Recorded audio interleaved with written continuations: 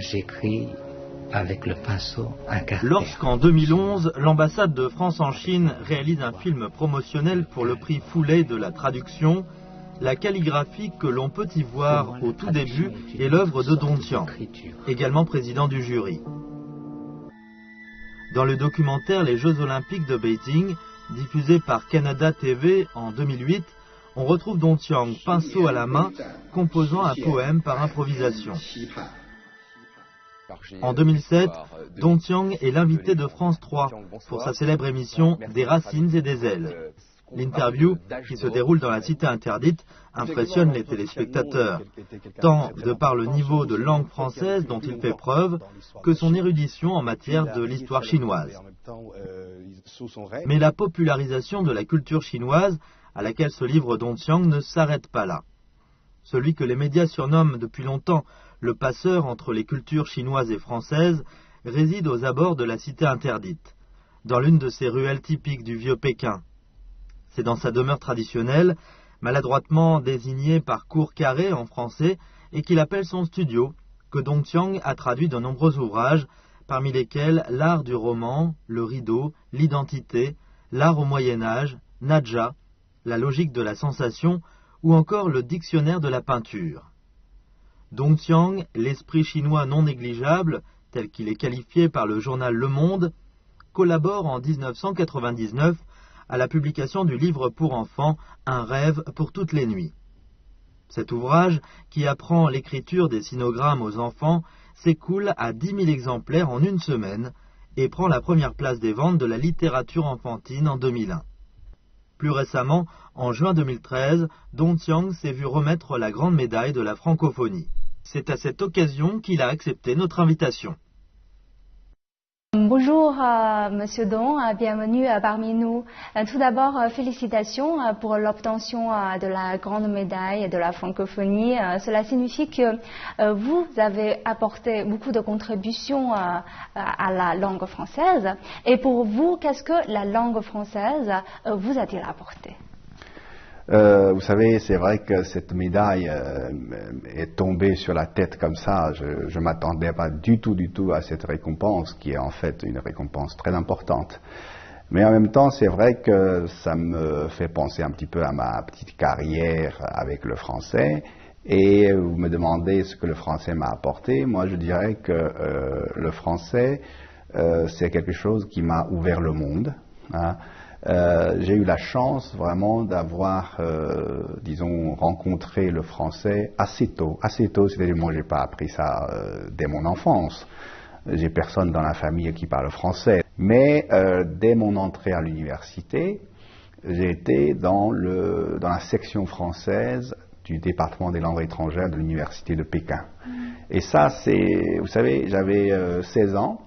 Donc ça c'est un âge où on est très absorptif, c'est le début de l'université, et comme la Chine à l'époque restait encore une société plus ou moins fermée, hein, où on ne connaissait pas grand-chose sur le monde extérieur, le français est devenu vraiment, pour moi, un moyen de connaître l'extérieur, connaître une autre civilisation, et connaître après, surtout après mon arrivée en France, connaître d'autres civilisations, cette fois-ci plurielles. Donc après, vous avez choisi la littérature française comme domaine de recherche.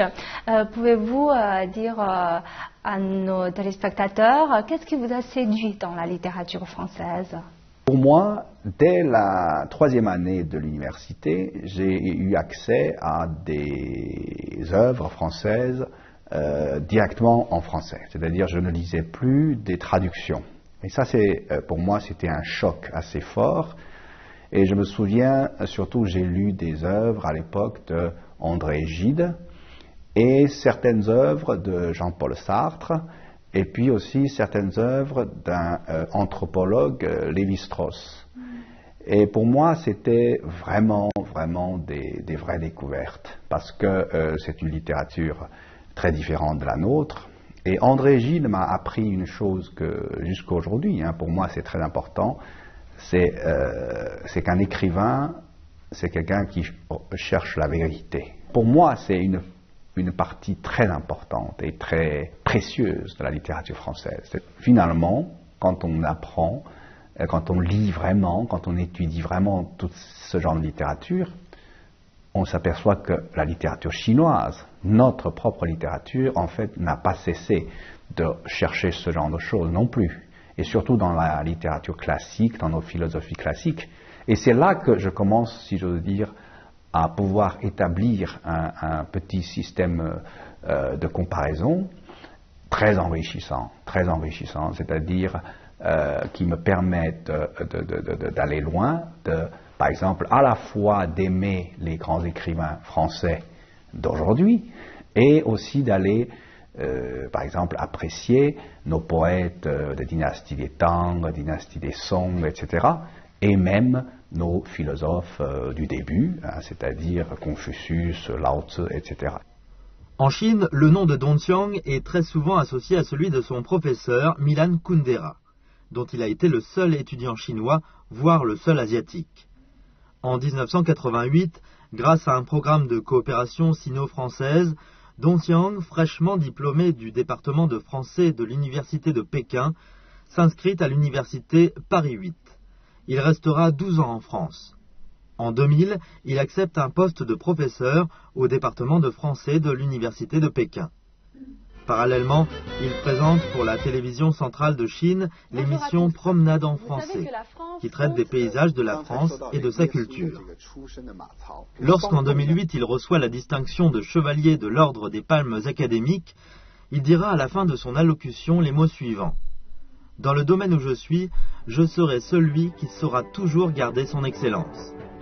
Mes compatriotes chinois seront heureux de voir qu'il y aura toujours une fenêtre sur la France que je leur tends. Et les Français verront bien qu'il y aura toujours un train pour la Chine. Et cette fenêtre, ce train, auront pour nom Dongqiang. » Pendant votre séjour en France, il y a une expérience qui intéresse beaucoup les téléspectateurs, c'est que vous avez été l'élève de l'illustre Milan Kundera.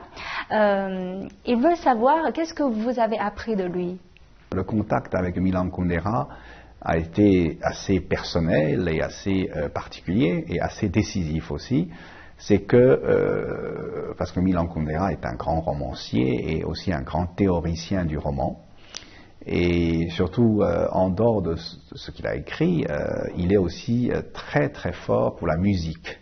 Donc un de ses points les plus forts, c'est d'avoir établi, si j'ose dire, une relation entre la création, l'écriture du roman et la composition musicale. Et il a une vision très très personnelle et très très pertinente de l'histoire du roman, tout en l'incorporant, si j'ose dire, dans l'histoire de l'Europe. Et ça, pour moi, ces deux choses définissent bien Milan Kundera.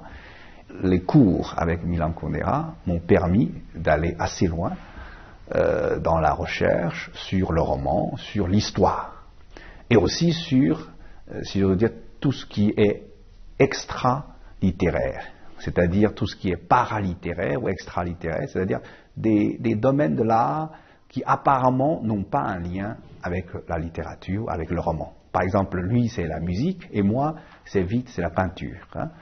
Donc, il m'a permis d'aller assez loin dans la compréhension de l'Europe, de la culture européenne. Mais en même temps, je dis que c'est une double conséquence, parce que ça m'a permis de réfléchir sur ma propre civilisation, la propre culture chinoise. Parce que Milan Kundera a un rapport avec la culture européenne, et moi, j'ai un rapport avec la culture chinoise. Même si j'ai étudié avec lui, j'étais dans une ambiance totalement française, européenne, mais ça m'a poussé à réfléchir sur ma place, non, moi en tant qu'individu, en tant que justement un Chinois qui est sorti de la Chine, mais qui finalement s'inscrit aussi dans une époque, dans un monde qui est en pleine évolution, etc. Et là, ça m'a permis d'établir vraiment un système de comparaison et dans lequel je crois, je peux avoir des idées et des visions assez personnelles. souvenez-vous du premier cours avec Milan Kundera? Dès le premier jour, il avait juste une petite salle, très petite salle, à l'école des hautes études en sciences sociales à Raspail. Et donc, pour moi qui était habitué à des grandes classes en Chine, des salles de classe avec des centaines de personnes, presque des amphithéâtres, c'était vraiment une petite salle minuscule. Et on était très peu. Là aussi, ça m'a étonné, on était 4 ou 5. Et puis, surtout, il a fermé la porte, il a mis un panneau enregistrement. Voilà, c'est que pour dire qu'on est en enregistrement, donc pas de perturbation, nos personnes qui viennent nous déranger. Et surtout, il nous fait écouter de la musique. Voilà, au lieu de lire des choses, on écoute Haydn, on écoute Beethoven, etc.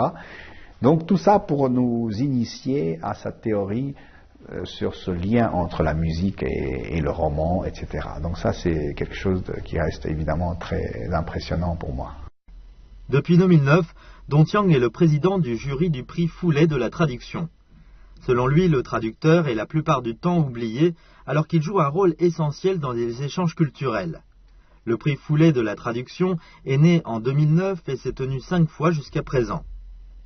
Avec son jury composé à moitié de Français et de Chinois, le prix Foulet cherche à encourager les traducteurs eux-mêmes, mais également les éditeurs, en mettant en lumière aussi bien des traductions d'œuvres littéraires que scientifiques et techniques.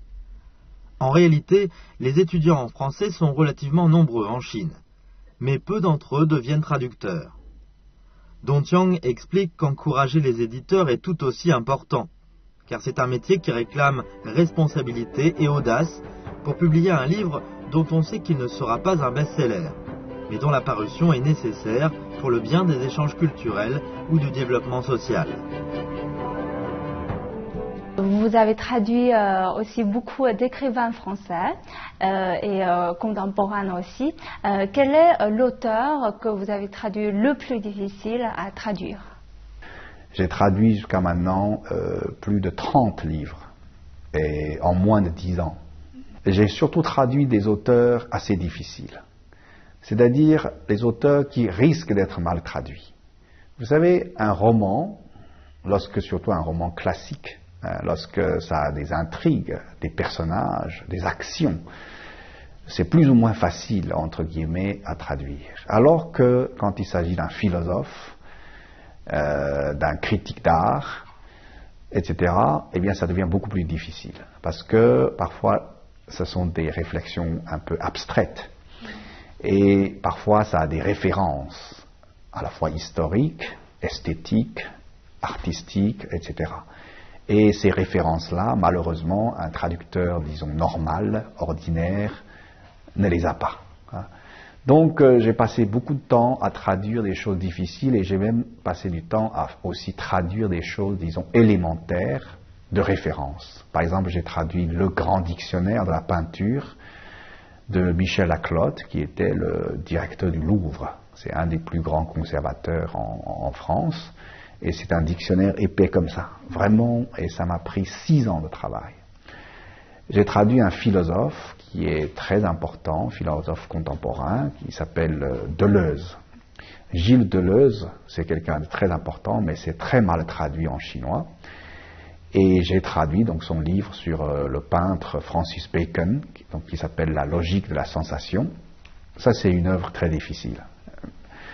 Et puis aussi, par exemple, un critique d'art, qui est un historien d'art, qui est très important, à mon sens, mais qui a une écriture assez difficile, il s'appelle Hubert Damisch. Donc ce sont des auteurs, si j'ose dire, si c'est confié à un autre traducteur, je suis presque sûr que ce sera mal traduit. Et mal traduit et bien traduit, avez-vous un exemple à donner? Une mauvaise traduction, une bonne traduction, ça se sent tout de suite. Je n'ai, bien sûr, bon, si on entre dans les livres et si je commence à comparer des diverses versions, ça va prendre beaucoup de temps. Mais l'essentiel, c'est que chaque écrivain, chaque auteur a un ton, une tonalité spécifique. Vous savez, c'est comme un artiste. Hein. Un artiste, quand il fait un trait, hein, c'est unique. Un auteur, c'est pareil. Un livre, c'est pareil. Un livre, évidemment, a plusieurs sens. C'est ouvert à toutes les lectures. Mais l'auteur a un ton particulier. Et si vous ne saisissez pas ce ton, si vous êtes à côté, c'est mal traduit. Et donc, une fois revenu en Chine, quand je relis certaines versions traduites en chinois, je ne trouve plus le même auteur. L'auteur a disparu. Et ça, c'est mauvais. Ça, c'est un signe que c'est une mauvaise traduction. Si vous retrouvez, si j'ose dire, certaines sensations, l'ambiance, et puis surtout les idées principales d'un même auteur, là, vous pouvez dire que ça, c'est une bonne traduction. Donc ça, c'est quelque chose de c'est très difficile. Vous savez, la traduction, surtout juger la traduction, il faut un niveau très élevé. Il faut des connaissances, donc ce n'est pas du tout une question de langue, ce n'est pas du tout seulement une question de langue. Et donc, toujours dans le domaine de la traduction, vous avez fait un autre travail très important, c'est vous avez traduit un grand poète chinois, Li Bai. Ce recueil est devenu en quelque sorte un trésor national. Comment avez-vous pu rendre accessible la beauté et le rythme des poètes? D'un côté, c'est le travail le plus difficile. Et d'autre part, c'est le travail le plus facile. Je vais vous dire pourquoi. Parce que les poèmes sont très courts. Et souvent, les poèmes ont plusieurs possibilités de lecture. Contrairement à un roman, à un livre, où le sens est plus ou moins défini. Hein. Donc le poème est une forme tellement libre, où l'auteur donne des formes tellement courtes, que la libre imagination de lecteur atteint son maximum. Il y a une comparaison à faire, c'est le traducteur, c'est comme un interprète de musique. Donc vous ne pouvez pas tout interpréter. Même le plus fort pianiste ne peut pas jouer tous les morceaux de piano. Il y a des compositeurs qui l'interprètent mieux que les autres, parce qu'on a chacun une sensibilité. Et le traducteur, c'est pareil. Il y a des auteurs qui sont presque, si j'ose dire, sur les mêmes ondes que vous, et là, vous pouvez vraiment bien traduire, et vraiment faire des chefs-d'œuvre. C'est une belle rencontre.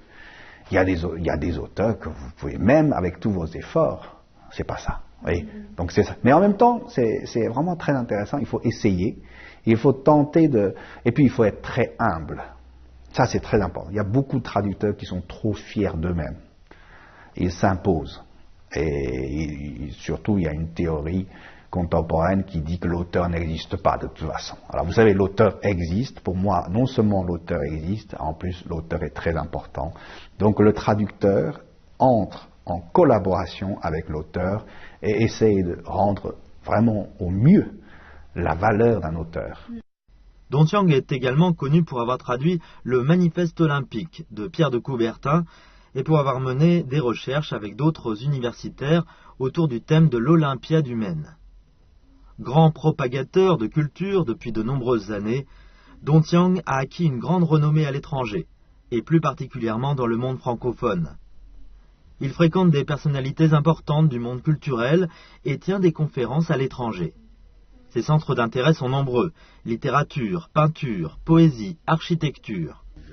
Dontiang était avec son ami Jean-Marie Leclésio, prix Nobel de littérature, pour répondre aux questions des internautes lors de l'interview en ligne de Saina.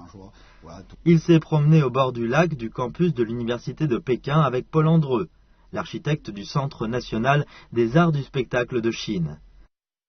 Et à part de votre travail de traduction, vous êtes aussi très engagé à la promotion de la culture chinoise en France. Et même quand vous étiez en France pour faire des études, vous avez participé à la création des éditions Bleues de Chine, qui fait savoir les auteurs chinois contemporains aux Français. Donc, comment les auteurs chinois contemporains ont-ils été reçus en France? Oui, moi j'essaie d'être un passeur. Quand je suis en Chine, j'essaie de faire connaître les auteurs français aux Chinois. Et quand j'étais en France, je trouvais que c'était un peu scandaleux que beaucoup d'auteurs chinois, qui étaient très importants, n'étaient pas connus par le public français. Donc j'ai aidé à monter une maison d'édition qui s'appelle Bleu de Chine et qui a publié beaucoup d'auteurs chinois. Et j'ai été lecteur aux éditions du Seuil, qui est quand même une grande maison d'édition et qui notamment a publié un auteur comme Mo Yan. C'était dans les années 90. Hein. Donc je pense que les auteurs contemporains chinois sont mieux reçus en France que dans n'importe quel autre pays étranger. Vraiment, la France est un pays où il y a des gens qui vous allez en France, les gens vous parlent de Yu Hua, de Mo Yan, comme si ce sont des auteurs, leurs propres auteurs. Hein. Et quels aspects de la culture chinoise intriguent le plus le public français? Bon, il y a deux tendances. Hein. Il y a une tendance, ce sont des gens qui sont toujours admiratifs de la vieille civilisation chinoise, c'est-à-dire qui restent dans les classiques, hein, Confucius, Lao Tzu, Li Pai, Tu Fu, etc. Et c'est vrai que c'est pareil d'ailleurs pour les musées. Il y a des musées qui, comme musée Guimet, comme musée Cernouchi, ce sont des lieux presque des temples. Hein, qui montrent des objets chinois et dans lesquels le public français peut découvrir de temps à autre, via des expositions temporaires, des objets chinois. Et il y a toujours aussi une autre partie, c'est des gens qui sont intéressés par la littérature contemporaine, la jeunesse, et ça, c'est aussi comme dans les musées, c'est-à-dire l'art contemporain chinois, est aussi très aimé par une catégorie de gens. Certains disent que malgré aujourd'hui il y a une intensification des échanges entre la Chine et la France, il y a une amélioration des moyens de transport, de communication. Les deux peuples connaissent mal. Si le jour où on a vraiment accès à la culture des autres, si chaque fois avant d'aller dans un pays on a toutes les références possibles, je suis sûr qu'on se connaîtrait mieux. Mais aujourd'hui, on est loin de là. On n'insiste jamais assez sur l'importance de faire apprendre les langues étrangères dès l'école, primaire ou au lycée, et on n'apprend jamais assez l'importance de la traduction. Vous avez participé à la création d'un livre qui s'appelle Un rêve pour toutes les nuits. En fait, c'est un livre, c'est un conte fait, mais on a intégré la calligraphie chinoise dedans et c'est vous qui avez fait la calligraphie chinoise dans ce livre. Donc, d'où vient l'idée d'associer un conte de fées avec la calligraphie chinoise? C'est un conte pour les enfants et malheureusement c'est très dommage, c'est Lisa Bressner qui est vraiment une femme écrivain très douée et qui est décédée très jeune à cause d'une maladie et qui à l'époque, c'était une amie et qui avait l'idée d'écrire un livre pour les enfants, mais on cherchait une idée qui pourrait attirer l'attention, hein, des enfants. Donc il y avait aussi un illustrateur, Frédéric, et là, un jour on s'est dit finalement on peut utiliser le système des mots chinois directement dans le livre, directement, hein, parce que d'habitude c'est plutôt traduit et puis on met une parenthèse, mais pour que ça devienne une partie intégrée vraiment dans le livre.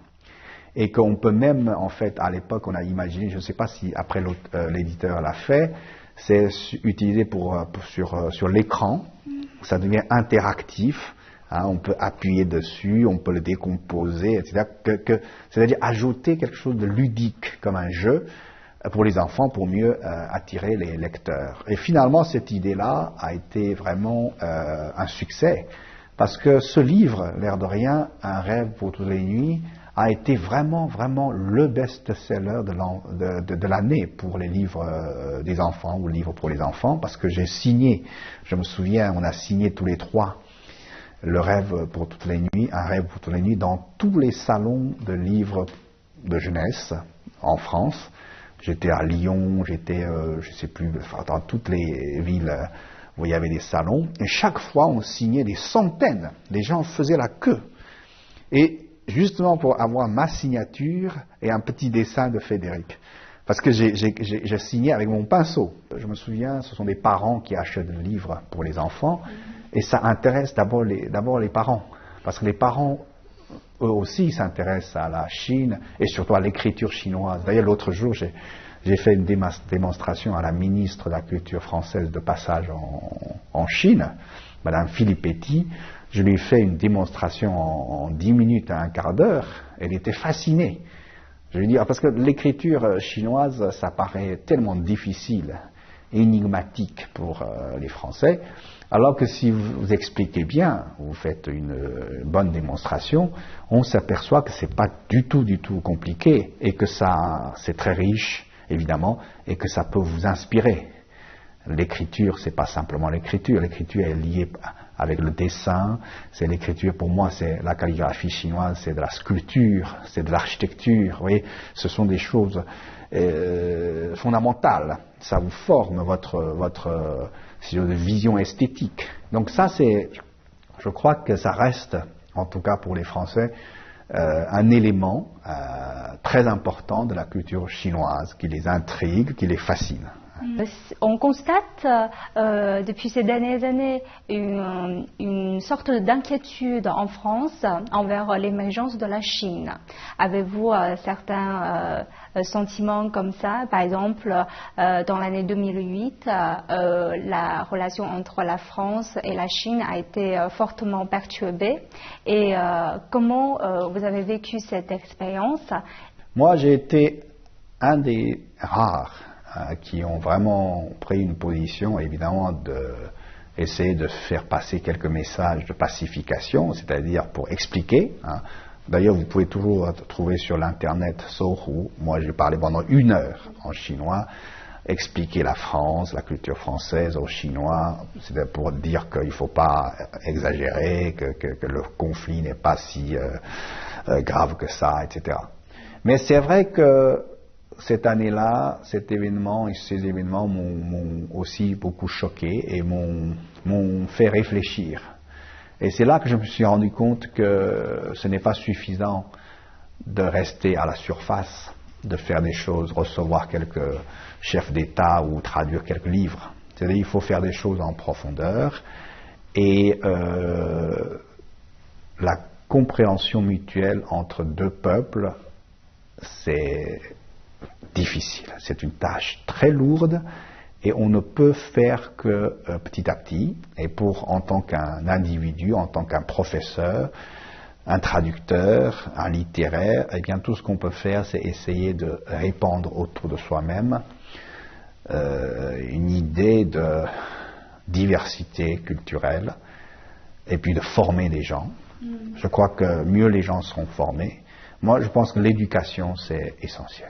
Et aujourd'hui, avez-vous d'autres rêves à réaliser? On est tous dans la période du rêve chinois, même si mon rêve peut-être est assez personnel. Moi, je crois que s'il y a un rêve, c'est de continuer à faire quelque chose mais vraiment personnel et important pour la France et la Chine. Je cherche ce genre de projet dans lequel où je peux vraiment me consacrer, faire une vraie contribution, de faire quelque chose, comment dirais-je, sans moi, ça n'aurait pas pu se réaliser. Vous voyez, quelque chose dans lequel où mon rôle serait incontournable. Je vous remercie beaucoup, Monsieur Dong, d'avoir partagé votre expérience et votre rêve avec nos téléspectateurs. Merci. Merci.